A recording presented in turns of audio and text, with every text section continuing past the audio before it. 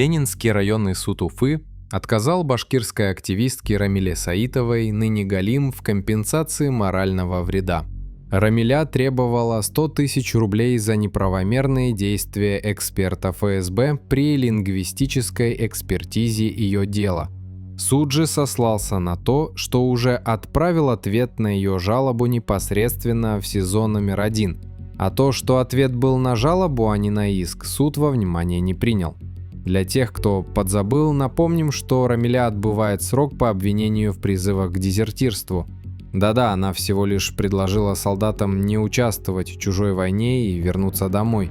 Однако власть продолжает навязывать мысль, что дома хорошо, а на войне лучше, и противоречить этой мысли в России опасно для жизни.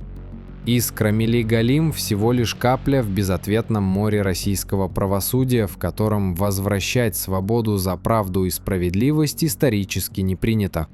Подпишись на «Свободный Башкортостан».